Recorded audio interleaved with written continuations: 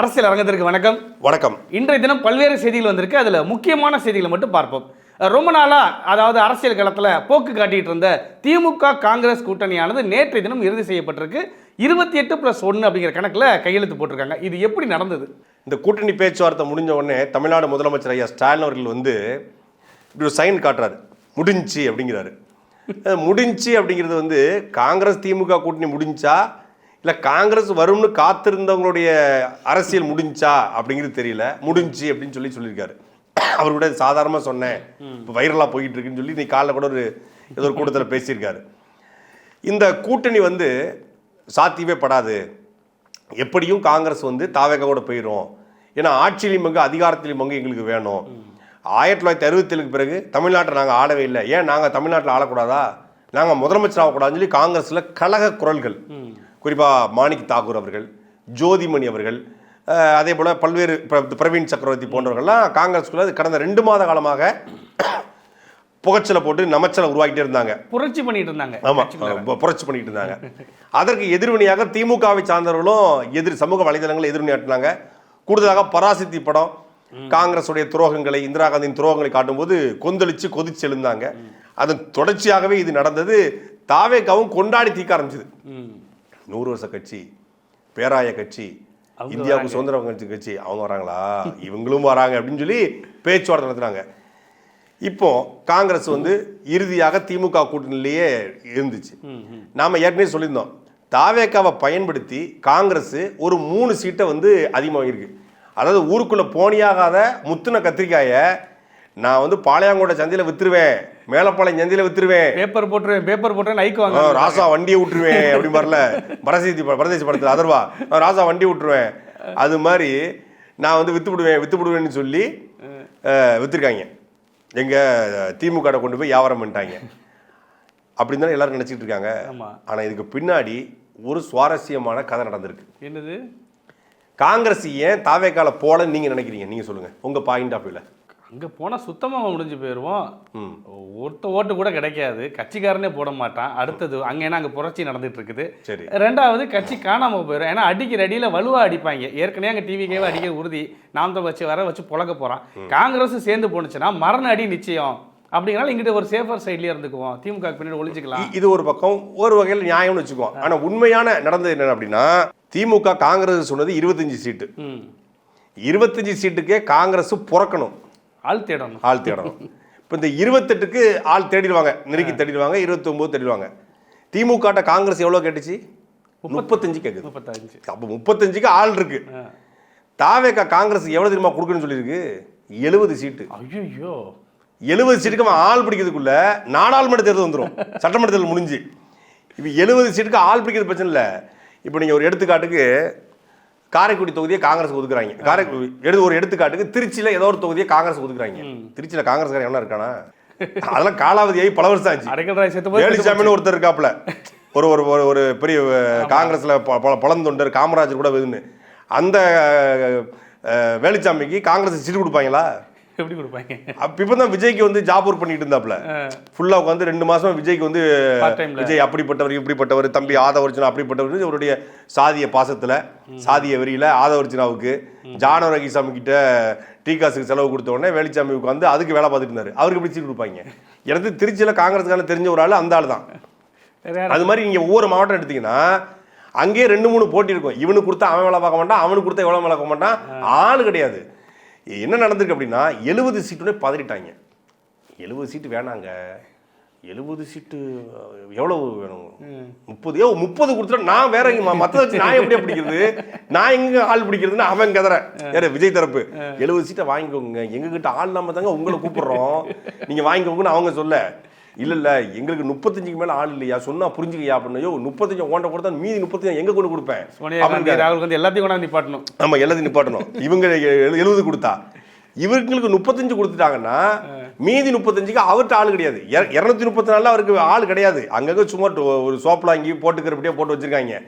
இதுல அவர் கூட ஏற்கனவே கூட்டில ஒரு கட்சி இருந்துச்சுல்ல, முதல்ல அந்த வண்டியில வந்து இந்த வண்டி எங்க போகுது தெரியாம ஒருத்தர் ஆரம்ப காலத்துல இருந்தே ஒன்னாவே பயணிக்கிற ஒரு கூட்டணி. என்ன இது? தமிழ்நாடு முஸ்லீம் லீக்கா? தமிழ்நாடு முஸ்லீம் லீக் கட்சியா? முஸ்தபா முஸ்தபா வந்து எப்படியும் ஒரு 10 சீட்டு வாங்கி கேட்பாரு. ஆமா கண்டிப்பா கொடுப்பாங்க. 10 சீட்டு கேட்பாரு. கொடுத்த முட்டுக்கு ஒரு 5 சீட்டாவது நம்ம கொடுப்போம், 5 மேட்ச் பண்ணிலாம் நினைச்சிருக்காங்க. முஸ்தபாட்ட கேட்டிருக்காங்க எங்களுக்கு எத்தனை சீட்டு வேணும் அப்படின்னு கேட்டிருக்காங்க. நான் கூட வந்து தேர்தல் கூட்டணி வைக்கவே இல்லையே, அரசியல் கூட்டணி தான். இது என்ன வித்தியாசமா இல்ல இருக்கு? திருமணம் கடந்த உறவு கழிப்பிருக்கீங்களா? ஆமா. கல்யாணம் பண்ணிக்க மாட்டேன், வாழுவேன், லிவிங் டுகெதர். திருமணம் கடந்த உறவு மாதிரி இது. கூட்டணி கடந்த தேர்தல் கடந்த கூட்டணி. தேர்தல் கடந்த கூட்டணி. தேர்தல் நிக்க மாட்டேன், மீடியால மட்டும் போய் நிப்பேன் உனக்காக. Living not marriage. அது மாதிரி no election, only press meet. Only அதாவது அரசியல் கூட்டணி, நாட் எலெக்ஷன் கூட்டணி. அப்படி எமோஷன் கூட்டணி வச்சுக்கலாம். எமோஷன் கூட்டணி, நாட் எலெக்ஷன் கூட்டணி. நம்ம கூட நம்ம முஸ்தபா பாய் வந்து வேற மாதிரி நினைச்சோம். எவ்வளவு தெளிவா இருந்துக்கிறாரு பாருங்க. எவன் கை காசு போட்டு செலவு பண்ணி அவன உண்மையான முஸ்லீம், 5 வேளை தொழுகை பண்ணி நோன்பு இருக்கிற முஸ்லீம். ஆமா பார்த்தோம் போன தடவை. ஆமா தனிப்பட்ட முறை என்ன சொன்னா, அவர் வந்து ரொம்ப தெளிவா இருக்காப்ல, எல்லாரையும் விட அவர் ரொம்ப தெளிவா இருக்காப்ல. இவன் கூட போனா வீதி தர்மடி வாங்க வேண்டி இருக்கும். நம்ம பாடி சேனலா வேணா போறேன், நம்ம பாடி தாங்காது. ஏற்கனவே சேனலா ஊற போட்டு அடிச்சிட்டு இருக்காங்க. அதனால இனி வீதி அடி வாங்க விட்டுருவாங்கன்னு சொல்லி லைட்டா எஸ்கேப் ஆகி நான் வந்து வர்ற சாமி அப்படின்னு கிளம்பிட்டாப்ல. அப்போ அதுவும் போச்சு. அவர்கிட்ட ஒரு 5 தள்ளி விட்டுறலாம், இந்த போனியாகாத கத்திரிக்காய் தள்ளி விட்டுறலாம்னு பார்த்தாங்க. அங்கே வேலை நடக்கல. அப்படிங்கும்போது காங்கிரஸை கேட்டிருக்காங்க. காங்கிரஸ் தெளிவா 70 சீட்டு தந்து நம்மளை கொல்ல பார்க்குறான் இவன் அப்படின்னு சொல்லி வேற வழியே இல்லைன்னு சொல்லி தான் 28 சீட்டுக்கு திமுக போயிருக்காங்க. இதுதான் ரீசன். இது எப்படி ஏற்கனவே இது மாதிரி ஒரு சம்பவம் தமிழ்நாடு நடந்துச்சு. இது மாதிரி சம்பவம் நிறைய நடந்திருக்கு. இதுதான் முதல் முறைங்கிற மாதிரி. மக்கள் நீதி மையம் வந்து போன சட்டமன்ற தேர்தலில் 60 இடங்களை வந்து சமத்துவ மக்கள் கட்சிக்கு ஒதுக்குறாங்க. அவர் எவ்வளவு பெரிய பெருந்தன்மை, இவர் பெருந்தன்மை 60 கொடுக்க அவரு என்னையவே நீ காலி பண்ண பாக்குறல அப்படி 20 திரும்பி கொடுத்துட்டாப்ல. ரிட்டர்ன் நீயே வச்சுக்க, ஆள் இல்லையா? அதை விட அவர் மனைவியும் அவரும் போட்டி போடல. உலகத்திலே கட்சியின் தலைவரும் கட்சியினுடைய தலைவி மனைவி தலைவியும் போட்டி போடாம 40 பேரை சீட்ல விட்டாங்க. கம்யூனிஸ்ட் சிந்தனையோட திருப்பி கொடுத்துருக்காரு. இந்த விஜய் சொல்வார்ல கத்தி படத்துல, நீ சாப்பிட்டது பக்கம் மிச்சருக்கு இட்லி அடுத்தவரோட ஓன் இருக்கிற கட்சிக்காரனை தவிர மீதி இருக்கிற சீட்லாம் அடுத்த கட்சிக்காரனோட வச்சுக்கப்பா. மக்கள் நீதி மையத்துக்கு சமத்துவ மக்கள் என்ன பண்ணிச்சோ அதே தான் காங்கிரஸ் தாவே கேட்க பண்ணிருக்கு. என்னால முடியாது சாமி அப்படின்னு சொல்லிட்டு அதிகமா தர்றான் அப்படின்னாலதான் அங்க போகாம கம்ஃபர்டபுளா தரக்கூடிய, அடக்கமா தரக்கூடிய திமுகவுக்கு கூட்டணி வந்திருக்காங்க. அதனாலதான் முதலமைச்சர் முடிஞ்சு அப்படிங்கிற சைனை காட்டியிருக்காரு. இதுதான் அந்த கூட்டணிக்கு பின்னாடி நடந்த உண்மையான செய்தி. நீங்க வேணா ஃபேக்ட் செக் பண்ணி விசாரிச்சு பாருங்க. இதுதான் உண்மை. அப்ப அந்த முடிஞ்சுக்கிற 2 பக்கமே முடிஞ்சு, 2 பக்கம் முடிஞ்சு. அடுத்ததா 28 தொகுதி காங்கிரஸ் தொகுதியிலும் காங்கிரஸ் முடிஞ்சு. அது கன்ஃபார்மா நடக்க போறதுதான். அடுத்ததா வந்து பார்த்தோம்னா நேற்றைய தினம், அதாவது ஒரு 6 மாதத்துக்கு அப்புறமா ஓடி போன திருச்சி ஏர்போர்ட்டுக்கு அவர் மறுபடியும் வந்தார் நடிகர் விஜய் அவர்கள். வந்துட்டு செங்கிப்பட்டியில் ஒரு கூட்டம் நடந்துச்சு. அங்கே வந்திருந்த சில தாவேகா தொண்டர்கள்லாம் அப்படியே முத்துக்கல்ல சிதற விட்டாங்க. அதாவது இது வரைக்கும் இந்த அரசியல் களத்தில் எந்த ஒரு இடத்துலையுமே நம்ம இப்படிலாம் கேட்டிருக்க மாட்டோம். அதை ஒரு சில உதாரணங்கள் மட்டும் நான் ப்ளே பண்ணி பார்க்குறேன், பாருங்கள். குப்பா பொறுக்கிறவன் 2 பொண்டாட்டி வச்சிருக்கான், கூட்டுறவன் 4 புருஷன் வச்சிருக்கான், காசு இல்லாதவங்க கூட 10 பொண்டாட்டி 10 புருஷனோட ஜாலியா வாழ்றான். எங்கள்கிட்ட காசு இருக்கு, நாங்க வச்சுக்குவோம், வச்சுக்காம போவோம். இல்ல இந்த பொண்ணு சொல்ற கருத்தை நீங்க திருப்பி ஒருத்தர போடுங்க. குப்பா பொறுக்கிறவன் 2 பொண்டாட்டி வச்சிருக்கான், கூட்டுறவன் குப்பை பொறுக்கிறவ 2 பொண்டாட்டி வச்சிருக்கா, கூட்டுறவன் 10 பொண்டாட்டி வச்சிருக்கிறான். இது எந்த மாதிரியான மனநிலைன்னு மூலம் பாருங்க. யார் எத்தனை பொண்டாட்டி வச்சிருக்காங்கிறது பேச்சு கிடையாது. ஆனால் அந்த பொம்பளை அந்த பிள்ளை சொல்ற வார்த்தை குப்பை பொறுக்கிறவ அப்படின்னா அவன் மனநிலையில குப்பை பொறுக்கிறவங்கெல்லாம் கேவலமானவங்க. தூய்மை பணியாளர்களை இந்த சமூகத்தில் 2 நாள் அவங்க குப்பையை கூட்டல, தூய்மை பணி பண்ணலன்னா இந்த இவர்கள இவ வீடு நாரி போயிடும். உன் வீட்டையும் சேர்த்து கூட்டி நாட்டை சுத்தப்படுத்துகிற குப்பை பொறுக்கிறவங்க கூட்டுறவங்க 4 பொண்டாட்டி வச்சிருக்கான், 2 பொண்டாட்டி வச்சிருக்கான். அப்போ குப்பை பொறுக்கிறவனே 2 பொண்டாட்டி வைக்கும் போது விஜய் 10 பொண்டாட்டி வைக்கக்கூடாதாங்கிற பார்வை இருக்கு பாருங்க. நீ விஜய் எத்தனை பொண்டாட்டி வச்சுட்டு போட்டோம், அதை நீ நார்மலைஸ் பண்ணி என்னமா பண்ணிட்டு போ, அதை பத்தி எங்களுக்கு கேள்வியே கிடையாது. ஆனா அடுத்தவனை இழிவுபடுத்துக்கு உனக்கு எங்க உரிமை வந்துச்சு? ஒரு கேடுகட்ட கேவலப்பட்ட அரசியல் கூட்டத்தை உருவாக்கிட்டு இருக்காருன்னு நம்ம ஒவ்வொரு முறையும் சொல்றதுக்கான காரணம் என்னன்னா இந்த மாதிரியான ஆட்கள் தான். ஒருத்தி சொல்றாங்க, இப்ப ஏன் வந்து புகார் கொடுத்திருக்காங்க சங்கீதா? ஆமா, அந்த காணொளி கூட இருக்கு. இப்ப ஏன் புகார் கொடுத்திருக்காங்க சங்கீதா? இவ்வளவு நாள் எங்க போனாங்க?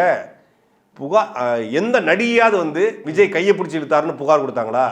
எந்த நடிகையாவது வந்து விஜய் தூக்கிட்டு போயிட்டாருன்னு புகார் கொடுத்தாங்களா? இதை பத்தி பெருசா பேசிட்டு இருக்கின்றாங்க. புகார் கொடுத்து விஜயினுடைய மனைவி ஒரு சம்பவத்துல விஜய் மேலே யாருமே குற்றச்சாட்டலைங்க. விஜய் மனைவியோ வேற யாருமே குற்றம் சாட்டல. காசிப்பா செய்தி வருது. இப்போ தமிழா பாண்டியன் போன்றவர்கள்லாம் காசிப்பா பேசுனாங்க, பொருளி பேசுவாங்க. சவுக்கு சங்கர்னு ஒருத்தர் இருந்தார்ல, அவர் வந்து உதயநிதி ஸ்டாலின் பத்தி ஒரு நடிகையோடு ஒப்பிட்டு பேசுறாரு. இப்போ அந்த நடிகையோ உதயநிதி ஸ்டாலினுடைய மனைவியோ பேசுவதற்கு முன்னாடி நம்ம பேசினா அது தப்பு, அது அவங்க பர்சனல். அதே போல ஒரு ஒரு நடிகை குறித்து இந்த நடிகரோடு இருக்காருன்னு சொல்லி பைல்வான் ரங்கநாதன் சொல்லி ஒருத்தர் பேசுறாரு, அது தப்பு. ரெண்டு தரப்புல இருந்தும் வெளியே வர்றதுக்கு முன்னாடி பேசினா தப்பு. இங்க நான் 5 ஆண்டு காலமாக மன உளைச்சல்ல இருக்கேன், நான் உடல் ரீதியாகவும் மன ரீதியாகவும் பாதிக்கப்பட்டிருக்கேன், பொருளாதார ரீதியாக எனக்கு இந்த வீட்டில் தடை இருக்கு. அதாவது பணம் செலவு பண்ணுக்கு பணம் இல்லை, நிதி பொருளாதார தடை இருக்கிறது, எனக்கு யாரும் பணம் தர மாட்டாங்க, உதவி செய்ய மாட்டாங்க, இந்த வீட்டுக்குள்ள நான் வந்து நடைபெறமா இருக்கிறேன் அப்படின்னு சொல்லி பேச்சுவார்த்தை நடத்துறோம். அந்த பேச்சுவார்த்தை தோல்வி அடைஞ்சிருச்சு அப்படின்னு சொல்லி வந்திருப்பது யாருன்னா விஜய் கூட 2 பிள்ளையை பெற்றெடுத்த 25 வருஷம் வாழ்ந்த அவருடைய மனைவி. விஜய் மனைவி வந்து நீதிமன்றத்தில் புகார் கொடுத்த பிறகும் கூட அந்த புகாருக்கு பின்னாடி திமுக காரன் இருக்கிறான், அந்த புகாருக்கு பின்னாடி ஸ்டாலின் இருக்காங்க, அந்த புகாருக்கு பின்னாடி திமுக இருக்கு, திமுக தூண்டி விட்டுருச்சு. அந்த அந்த அஃபிடவிட்ல வந்து அந்த புகாரில், அதாவது எப்பவுமே ஒரு நீதிமன்றத்தில் போயிட்டு ஒரு புகார் கொடுக்கணும்னா எக்ஸ்ட்ரா 4 வார்த்தையை போட்டுவாங்களாம். சும்மா வந்து இது கேட்டால் டைவர்ஸ் கிடைக்காதான். அதனால வந்து அவர் வந்து ஆஃபீஸ் பண்ணுறாரு, அவர் பணம் செலவு பண்ணல, எமோஷனல் டேமேஜ் பண்ணுறாரு, இப்படி போட்டால் தான் இது வரும். வழக்கறிஞர் தான் போகிறாங்கன்னா சங்கீதாவுக்கு எங்கே போச்சு புத்தி? இந்த நேரத்தில் அவங்க பலியிட ஆகலாமா? இந்த நேரத்தில் அதுக்கு துணை போகலாமா? ஒரு பெண்ணு தன் கணவன் மிகப்பெரிய கட்சியினுடைய தலைவனாக இருக்கிறான், முதலமைச்சர் கனவுல இருக்கிறான், நாளைக்கு முதலமைச்சர் பொண்டாட்டியை கூட ஆயிடலாம், நாளைக்கு நடக்காத விடுங்க, ஒரு எடுத்துக்காட்டு கூட சொல்கிறேன். அப்படிப்பட்ட இடத்துலையும் அதையும் மீறி இன்னொரு கட்சியினுடைய துணையோடு இன்னொரு கட்சியிட பணமோ இல்லை ஏதோ வாங்கிக்கிட்டு போடுவாங்களா? அப்படி போடுறாங்கன்னா நீ என்ன குடும்பத்தை நடத்தின? நீ என்ன புரிஞ்சிட்டு இருந்தியா 25 வருஷம்? 25 வருஷம் காதலிச்சு திருமணம், சாதா திருமணம், காதலிச்சு திருமணம். இப்போ என்ன சொல்றாங்க? எத்தனையோ பெண்கள் வந்து அவரை நேசிச்சாங்க, ஆனாலும் ஒரு நடிகைக்கு அவர் வாழ்க்கை கொடுத்தாரு, அந்த நன்றி கடன் இருக்கா? யாரை நோக்கி கேட்டுக்கிட்டு இருக்காங்க? சங்கீதா நோக்கி கேட்டுட்டு இருக்காங்க. நடிகை அவங்க இல்ல எத்தனையோ நடிகைகள் வந்து விரும்பினாங்களாம், அவங்களுக்கு எல்லாம் வாழ்க்கை கொடுக்காம விஜய் வந்து உங்களுக்கு வாழ்க்கை கொடுத்தாராம். விஜயை விட பணக்காரங்க அவங்க, சாதாரண குடும்பத்துல பொண்ணு எடுக்கல அவரு. இந்த பொண்ணு சொல்லுது இல்லையா, எங்க கிட்ட பணம் இருக்கு, நாங்க 10 பேரை வச்சுக்குவோம், இவங்க ஒன்றும் அந்த அவங்க அப்பாட்ட போய் சொல்லுவாங்க, அம்மா அவங்க அப்பா அப்படிதான் இருப்பாரு. அந்த பொண்ணு பேசல, அவங்க அப்பா, அந்த பொண்ணோட புருஷன், அந்த பொண்ணோட தம்பி, தங்கச்சி, சித்தப்பா, பெரியப்பெல்லாம் அப்படி வச்சுக்கலாமா? செய்ய முடியுமா? அவங்க குடும்பத்தை அப்படி வச்சுக்கிட்டு அதை ஏத்துக்குமா? இந்த பொண்ணோட வாழ்க்கையில் அப்படிதான் இருக்குமா? எந்த மாதிரியான ஆட்களை ஒரு உருவாக்கி வச்சுக்காரு பாருங்க. இதுக்கு முட்டு கொடுக்க சமூக வலைதளத்துல பல பெய்டு கூலிகளை இறக்கி விட்டுருக்காரு விஜய். யாரு? தன் மனைவிக்கு எதிராக பேசுவதற்கு, தன்னுடைய இந்த நிலைமையை நார்மலைஸ் பண்ணுவதற்கு இந்த பிஸ்மி அந்தன இந்த மாதிரியான டீம் இருக்கு இல்லையா, டீம் ஒன்று இருக்கு, 3 டீம் இருக்காங்க, 3 பேருக்கு வந்து பேசுவாங்க. இவங்களை இறக்கி விட்டு இவங்க என்ன பேசுறாங்கன்னா, இந்த நேரத்தில் அவங்க வந்து அதுக்கு பலியிட ஆயிருக்கூடாது, பலியிட ஆயிருக்க கூடாதான், திமுக கிட்ட பலியிட ஆயிட்டாங்களாம். யோ ஒரு ஒரு 5 ஆண்டுகள் மன உளைச்சல் இருந்த ஒரு பொண்ணு தன்னுடைய மன உளைச்சல் தாங்க முடியாம இனிமேல் ஒரே ஒரு நிவாரணம் விவாகரத்து மட்டும்தான் நீதிமன்றம் போகுது. இது வந்து 3 மாசத்துக்கு முன்னாடி போயிருக்கணுமா இல்லை 3 மாசத்துக்கு அப்புறம் போயிருக்கணுமா? அப்படி போயிருந்தா அது விஜய்க்கு எதிராக மாறி இருக்குமா? இந்த நேரத்தில் வந்தது இது விஜயை பழிவாங்க வந்துச்சான். 3 மாசத்துக்கு முன்னாடியே போயிருந்தா தமிழ்நாட்டு மக்கள்லாம் அழகான பொண்டாட்டியை வச்சு இருக்கும்போது நீ போய் வந்து ஒரு குரங்கு மாதிரி ஒரு நடிகை பிடிப்பியான்னு கேட்டிருப்பாங்களாம். புரியுதா உங்களுக்கு? முன்னாடியே வந்திருந்தா, பின்னாடி தேர்தலுக்கு பின்னாடி வந்தா கூட உனக்கு நல்ல குடும்பம் இருக்கும்போது இப்படி நாதாடித்தனமா நீ போவியான்னு சொல்லி கேட்டிருப்பாங்களாம். ஆனா இப்போ வந்து கேட்டதுனால விஜய் பக்கம் சாஃப்ட் கார்னர் உருவாயிருச்சான். கட்டிய மனைவி, பெத்தெடுத்த பிள்ளைகள் வீட்டுல வாழ முடியல, அந்த வீட்டுல எங்களை வாழ விடுங்கன்னு சொல்லி நீதிமன்றம் போயிருக்காங்க. இப்போ விஜய் மேல சாஃப்ட் கார்னர்ல எவனுக்கு வரல, சாஃப்ட் கார்னர் வந்துருச்சுன்னு சொல்லி இவனே பேசுறான். நிறைய பெண்கள்கிட்ட நான் பேசினேன், வலைப்பேச்சினுடைய பார்வையாளர்கிட்டையும் பேசினா யாருக்குமே விஜய் மேல கோவம் இல்லை. ஏன் இப்படி சங்கீதா பண்றாங்கன்னு கேட்டாங்களாம். தமிழ்நாட்டு பெண்கள்லாம் அவ்வளவு கேவலமா போயிட்டாங்களா? எந்த பெண்ணாவது அப்படி கேட்பாங்களா? இந்த மாதிரி வந்து வீட்டை விட்டு ஒரு பெண்ணை வெளியேற்றுறா, அந்த பெண் வீட்டில் இருக்கும்போதே இன்னொருத்தர் கூட வாழ்ந்ததாக அந்த பெண்ணை குற்றச்சாட்டுறாங்க. எனக்கு வந்து பொருளாதார தடை விதிக்கப்பட்டிருக்கு. அதாவது பொருளாதாரம் என்ன, பணமே செலவுக்கு தரல. விஜயை பத்தி தெரிஞ்ச என்னங்க பணம், நான் பார்க்காத பணமா? கேரியோட உச்சத்தை உதறிட்டு வர சொந்த மனைவிக்கு, கட்டிய மனைவிக்கு பணம் தரலன்னு சொல்லி புகார் அளிக்கிறாங்க. இவன் கேரியோட உச்சத்தை உதறன, ஃப்ளோரை விட்டு வெளியில வர முடியாம தானே கட்டுப்பாடுகள் இருந்துச்சு அப்படின்னு சொல்றாங்க. அது இல்லாமல் இதோட பெரிய கொடுமை தெரியுமில்ல, இவ்வளோ பெரிய பங்களான்றாங்க, கேரள உச்சன்றாங்க, 1000 கோடியை உதறிட்டாருங்கன்றாங்க, 250 கோடியை உதறிட்டாங்க. அந்த பையன் வலசரவாக்கத்தில் வாடகை வீடு பிடிச்சிருக்காங்க. நம்ம இது வரைக்கும் அதெல்லாம் பேசாம இருந்தோம், இந்த விஷயங்கள்லாம் தெரிஞ்சு நம்ம இந்த நாய்கள் பேசுறதால நான் பேச வேண்டிய தேவை இருக்கு. அந்த பையன் தனியா இருக்கிறான், வாயை மூடிக்கிட்டு சும்மா இருக்கணும். நான் அப்போ சொன்னேன், வாயை மூடிட்டு சும்மா இருந்தா உங்களுக்கு வந்து நல்லது. நீங்க சங்கீதா பத்தி பேசினா திருப்பி பேச வேண்டிய தேவை. வலசரவாக்கத்தில் வாடகை வீடு பிடிச்சி அந்த பையன் உட்காந்துக்கிறான். இந்த பொண்ணு அதே மாதிரி பிஜியில் இருக்காங்க, விடுதி பெண்கள் விடுதி எடுத்து அந்த பொண்ணு தங்கியிருக்குன்றாங்க. ஆனா இவன் வெக்கமே இல்லாம இதை நார்மலைஸ் பண்ணி இதை வச்சு எங்க அண்ணாவை பழிவாங்க பாக்குறாங்க, இதை வச்சு எங்க அண்ணாவை வந்து இது பண்ண பாக்குறாங்க. அவ்வளவு பெரிய உலக யோக்கியனாவன். யோக்கியனா இருந்தா குறைந்தபட்சம் என் மனைவியை பிள்ளைகளை பேசக்கூடாதுன்னு சொல்லணும்ல. கண்டிப்பா உன் மனைவியை உன் பிள்ளைகளை பேச, இன்னைக்கு உன் மனைவியை பேச ஆரம்பிச்சிருக்காங்க, நாளைக்கு உன் பிள்ளைகளை பேச ஆரம்பிப்பாங்க. நீ தமிழ்நாட்டு பெண்களை பாதுகாக்க போறேன், ஒரு பெண் இடையாளருக்கு இன்னொரு ஆண் பெண் இடையாளர், ஒரு ஆண் இடையாளருக்கு ஒரு ஆண் இடையாளர், பெண்களுக்கு சமத்துவத்தை அவர் கொடுக்குறாரமா. இந்த டேமேஜ் இவன் எதுக்கு தெரியுமா? நாளைக்கு நேற்று பெண்ணை பத்தி பேசியிருக்காங்களா, யோசிச்சு பாருங்க. நேற்று ஏன் வந்து பெண்களுக்கு சமத்துவம் கடந்த 2 வாரமாவே பெண் சம்பந்தப்பட்டதை பேசிட்டு இருக்காரு. நல்லா யோசிச்சு பாருங்க. பெண்களுக்கு வந்து ஐஏஎஸ்ல கொடுப்பேன், அன்னைக்கு நான் தேர்தல் அறிக்கையை வெளியிடுவேன், பெண்களுக்கு வந்து பாதி ஐஏஎஸ் கொடுப்பேன், பெண்களுக்கு வந்து பெண் இடையாளர் போடுவேன். ஏன் இது சொல்றான்னா, மனைவியால பிரச்சனை. ஒட்டுமொத்தமான என்னுடைய அதிகமான ரசிகர்கள் பெண் ரசிகைகள். பெண் ரசிகையில பெரும்பாலானோர் மன உளைச்சல் காலம் இருக்காங்க.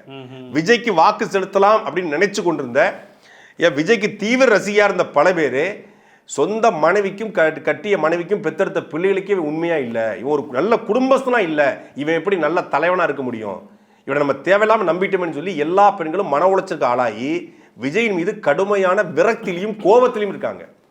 அந்த சூழ்நிலையில இப்ப அதை மட்டுப்படுத்தணும், அதை சரி பண்ணணும். அதுக்கு என்ன பண்றான்? 2 வாரமா அவ தெரிஞ்சிருக்கு இந்த பிரச்சனை வரப்போகுதுன்னு தெரிஞ்சிருச்சு. வந்த உடனே நேத்தும் வந்து பெண் இடையாளர் மகளிர் தினத்துல வந்து அறிக்கை வருது, பெண்களுக்கு ஒரு முக்கியத்துவம் கொடுக்குறான்.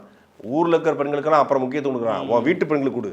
ஆமா, இதைத்தானே எல்லாரும் பொதுமக்கள் வந்து யோசிச்சு பார்க்கணும். வீட்டை நேசிக்க முடியாது, எப்படி நாட்டை நேசிக்க? சீமான் அழகா சொல்லுவாங்க, தன்னுடன் வாழ்கிற இணையை நேசிக்க முடியாதவன் உலகில் வேறு யாரையும் நேசிக்க தகுதியற்றவன். அதை தான் நம்ம விஜய் அவர்களுக்கு சொல்றோம். நீங்க வந்து அமைதியா இருந்தா இது அவருடைய பெர்சனல். நம்ம இப்பவும் சொல்றேன், அவருடைய பெர்சனலுக்குள்ள எதனால் இது நடந்துச்சுன்னு நம்ம போகவே விரும்பல, அது தேவையே கிடையாது. அதை பேசுவதும் அநாகரிகமானது. ஆனா நீங்க தொடர்ச்சியா அதை நார்மலைஸ் பண்றோம். விஜய் பழிவாங்கப்படுறாரு, இதுக்கு பின்னாடி திமுக இருக்கு, இதுக்கு பின்னாடி அவர் இருக்காரு, சங்கீதாக்கு பணம் கொடுத்துட்டாங்கன்னு நீ பேசணும் அப்படின்னா, இன்னொன்று அந்த பொண்ணு சொல்ற மாதிரி 10 பணம் இருக்கு, நாங்க 10 பொண்டாட்டி கட்டுவோம் அப்படிங்கிற பேச்செல்லாம் எந்த மாதிரியான பேச்சு, எந்த மாதிரியான உளவியல்மான பேச்சு? அதுல பல ரசிகர்கள் சொல்லக்கூடியது என்னன்னா, எங்க தலைவர்கிட்ட இவ்வளவு கொள்கை இருக்கு, இவ்வளவு தெளிவு இருக்குல்ல, இல்ல கிட்ட இவ்வளவு பணம் இருக்கு, 250 கோடியை விட்டுட்டு வராரு, 500 கோடியை விட்டு பணம் மட்டும்தான் ஒரு தலைவனை தேர்ந்தெடுக்க சொல்றாங்களே. உங்களுக்கு நண்பருக்கு நண்பனா இருந்தோம், அண்ணனுக்கு அண்ணா இருந்தோம், உங்க பொண்டாட்டி இல்லையா, நாங்க பொண்டாட்டியா இருப்பான்னு சொல்றாங்க. ஒருத்தி கொடுமை. அதை விட கொடுமை, ஒருத்தன் சின்ன குழந்தைய தூக்கிட்டு ஒரு டாடா ஏஸ் வண்டி மேல ஏறி நின்றுக்கிட்டு குழந்தைய தூக்கி பாகுபலி படத்துல ரம்யா கிருஷ்ணன் தூக்கும்ல, அது மாதிரி தூக்கிட்டு இருக்காங்க. ஒரு இவ்வளவு 41 உயிர் இதே போல கூட்ட நெரிசல் மரணங்கள் தான் நிகழ்ந்திருக்கு. இன்னும் திருந்திருக்காங்களா? திருந்தல. இந்த ஊருக்குள்ள பைக்லயோ கார்லயோ போன நாய் துரத்தும்ல, திருநாய் துரத்துற மாதிரி இவன் வண்டிய ஒரு 20 நாய் துரத்துதுங்க.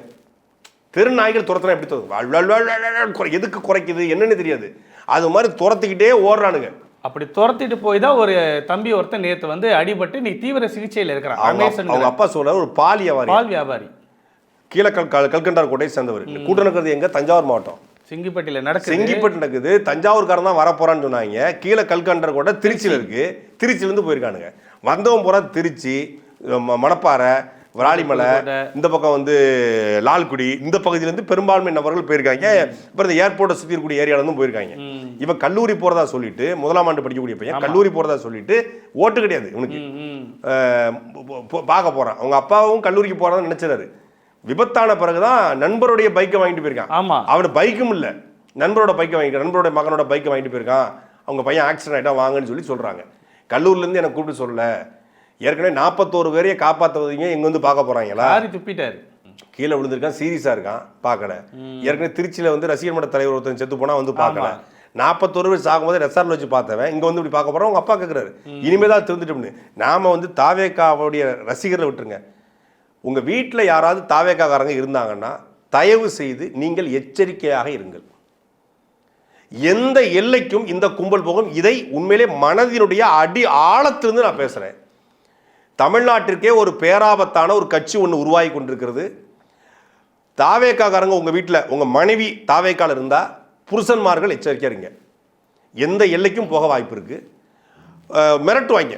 ஆமாம், நீங்கள் வந்து விஜய்க்கு தான் ஓட்டு போடணும்னு மிரட்டுவாங்க. ஒருவேளை மிரட்டினா ஆமாம் விஜய்க்கு தான் ஓட்டு போடுறேன்னு சொல்லிடுங்க. ஓட்டு போட மாட்டேன்னு சொன்னால் அரளி விதையை அரைச்சி வச்சு உங்களை கொல்ல வாய்ப்பு இருக்குது. விஷத்தை கூட்டு கொல்லுவாங்க. நீங்கள் விஜய்க்கு நான் ஓட்டு போட மாட்டேன், நான் வந்து நாம் தமிழருக்கு போடுவேன், நான் திமுகவுக்கு போடுவேன், நான் அதிமுகவுக்கு போடுவேன்னு சொன்னால் நீங்கள் எதுக்கோ போட்டு போங்க, போடுவேன்னு சொன்னால் விஜய்க்கு போட மாட்டேன்னு சொன்னால் உங்களை கொல்ல வாய்ப்பு இருக்குது. அதனால் நான் ஆமாம் இல்லைம்மா, ஏன்னா அது புறமே பைத்தியம். நீங்கள் பைத்தியத்துட்டு போயிட்டு நீங்கள் வந்து நான் போட மாட்டேன்னு சொல்ல முடியாது. அவங்க ரூட்டு தான் போய் நான் ஆமாம்மா நான் விஜய்க்கு தம்மா போடுவேன், நான் விஜய்க்கு தம்மா போடுவேன், அந்த ரூட்டில் போயிடணும். அந்த ரூட்டில் போயிருங்க. உங்கள் பிள்ளைங்க விஜய் மேலே வெறியாக இருக்காங்க அப்படின்னா அவங்கள கட்டுப்படுத்துங்க. குறைந்தபட்சம் அவங்க உயிரை பாதுகாத்து கொள்ளுங்கள். இவன் எந்த எல்லைக்கும் போவான். நேற்று விஜயனுடைய கூட்டத்தில் ஒருத்தன் உள்ள போட விடலைங்க, தொண்டையை பிச்சு எறிகிறான். தொண்டையை புதுப்பட்ட படத்துல தனுசு அது மாதிரி தொண்டையை பிடிச்சி ஒருத்தன் பிடிச்சிட்டு இருக்கான். என்னை பார்க்க விடலைன்னா நான் குரவலையை பிடிச்சிருவேங்கிறான். இது என்னடா இது தொண்டை பிச்சு எரிஞ்சிருவாங்கிற மாதிரி அவன் தொண்டையை பிச்சு எரிவான். எந்த மாதிரியான சைக்கோக்கள் பாருங்க. இது நான் எங்கேயுமே கேள்விப்பட்டதில்லை. இந்தியாவில் இல்லை, உலகத்தில் இல்லை, எங்கேயுமே கேள்விப்பட்டதில்லைங்க.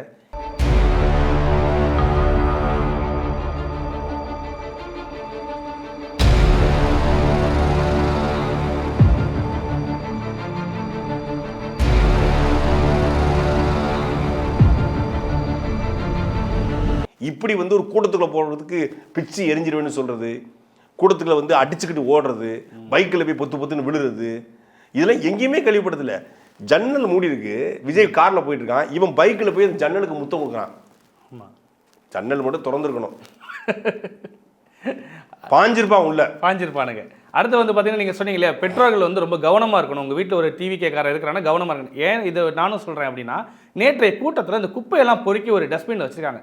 முழுக்க இந்த தலகாணி, இந்த கூழ்லிப்பு, தலகாணி, மெத்தை, அத்தனை பாக்கெட்டை என்னென்ன போதை வச்சுகள் இருக்கோ அதையெல்லாம் ஒரு டப்பா நிறையா பொறுக்கி வச்சுருக்கிறாங்க. இந்த கூட்டத்துக்கு வந்த இடத்த கூட்டத்தை சுத்தம் பண்ணும்போது. அதனால தான் சொல்கிறேன், இது ஒரு சோசியல் டெஸ்ட்டு. டிவிகே என்பது ஒரு சோசியல் டெஸ்ட்டு. சமூகத்தில் இருக்கக்கூடிய அத்தனை அயோக்கியர்களையும், சமூகத்தில் இருக்கக்கூடிய தேவையற்ற அத்தனை குப்பைகளையும் மொத்தமாக கூட்டி விஜய் வச்சிருக்காரு. நீங்கள் விஜய் கட்சியை ஆதரிக்கிற ஒருத்தன் நல்ல மனநிலையில், நல்ல சிந்தனை கொண்ட, நல்ல பழக்கங்கள் கொண்ட யாராவது இருப்பானா? குறைந்தபட்சம் நீ சொன்னீங்களா, அது கூல்லிப்பு, பான்றாக்கு, குட்கா, மட்கா, ஜங்கா, இந்த சரக்கு, போதை, இது எல்லாத்துக்கும் ஆட்பட்ட மனப்பொருளுக்கு ஆளான ஒருத்தனால மட்டும்தான் இந்த மாதிரி ஒரு நபரை ஆதரிக்க முடியும். வேற யாராலையும் ஆதரிக்க முடியாது. நீ 5000 பேர் இல்லை, நீ 10,000 பேரை கூட்டுவா, 20,000 பேரை கூட்டுவா, கழுத விட்ட கை நிறைய வச்சு என்ன பண்ண? ஒரு பயனும் இல்லை. நீ விஜய்க்கு கூட்டம் கூடுதுங்க, எல்லா ஊருக்கும் கூட்டம் கூடுதுங்கன்றாங்க, கழுத விட்ட கை நிறைய வச்சு ஒரு பிரயோஜனம் கிடையாது. கை நிறைய தங்க காசுகள், வைரங்கள், முத்துக்கள், பவளங்கள், நல்ல நெல்மணிகள் வச்சிருந்தா அது பயன் தரும். இப்போ நாம் தமிழக கட்சியில் நல்ல நெல்மணிகள் இருக்கு, நல்ல முத்துக்கள் இருக்கு, நல்ல பவளங்கள் இருக்கு. அது கைக்கு குறைவாக, கைக்கு அடக்கமாக இருந்தாலும் அது பயன் தரும், மதிப்பு அதிகம்.